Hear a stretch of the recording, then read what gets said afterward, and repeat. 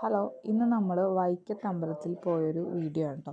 ഇന്ന് നമ്മൾ ബോട്ടിലാണ് പോകുന്നത്. അപ്പോൾ എൻ്റെ മോനാണെങ്കിൽ ഫസ്റ്റ് എക്സ്പീരിയൻസ് ആണ് ഇതെല്ലാം. അപ്പോൾ അവനെ ഒന്ന് കാണിക്കാൻ വേണ്ടിയിട്ടാണ് മെയിനായിട്ട് നമ്മൾ പോകുന്നത്. ഇവിടുന്ന് ബോട്ടിൽ നിന്ന് ഇറങ്ങിക്കഴിഞ്ഞാൽ കുറച്ച് ദൂരമേ ഉള്ളൂ. കുറച്ച് ദൂരം ചെന്ന് കഴിയുമ്പോഴത്തേക്കും നമ്മൾ എന്താ പറയുക, വൈക്കത്ത് അമ്പലത്തിൻ്റെ ആ ഒരു എൻട്രൻസ് നമ്മൾ ഈ പോകുന്ന വഴി കുറച്ചുകൂടി അങ്ങോട്ട് മാറുമ്പോൾ തന്നെ എൻട്രൻസ് ആണ്. ഒരുപാട് നടക്കേണ്ട കാര്യങ്ങളൊന്നുമില്ല. ഒരു രസമാണ് ഇവിടെ കൂടി അങ്ങോട്ട് നടന്നു പോകാനൊക്കെ. അപ്പോൾ വെയിലായതുകൊണ്ട് മാത്രമാണ് നമുക്ക് ചെറിയൊരു ബുദ്ധിമുട്ടൊക്കെ ഉള്ളത്. രാവിലെ പോകുന്നവർക്ക് വലിയ ബുദ്ധിമുട്ടൊന്നും ഉണ്ടാകത്തില്ല.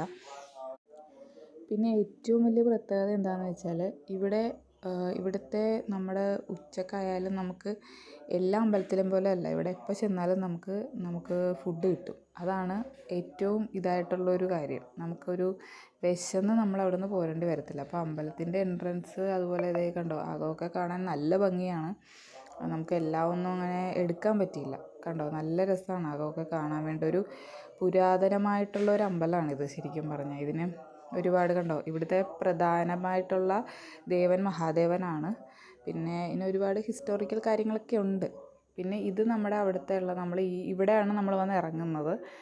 ഇവിടെ വൈക്കത്തും പിന്നെ നമ്മളിവിടുന്ന് അങ്ങോട്ട് പോകുന്നത് തവണക്കടവാണ്. അപ്പോൾ ഈ രണ്ട് സ്പോട്ട് എന്ന് പറഞ്ഞാൽ ഈ രണ്ട് അങ്ങോട്ടും ഇങ്ങോട്ടും ഒരുപാട് ബോട്ടുകളും സർവീസുകളൊക്കെ ഉണ്ട്. ഫെറി ബോട്ടൊക്കെ ഉണ്ട്. അപ്പോൾ ഒരുപാട് ആൾക്കാർക്ക് ഒരുപാട് പ്രയോജനങ്ങളുണ്ടാകുന്ന ഒരു സ്ഥലമാണിത്. കാരണം കാണാനും ഒക്കെ ഒരുപാട് ടൂറിസ്റ്റ് പ്ലേസാണിത്.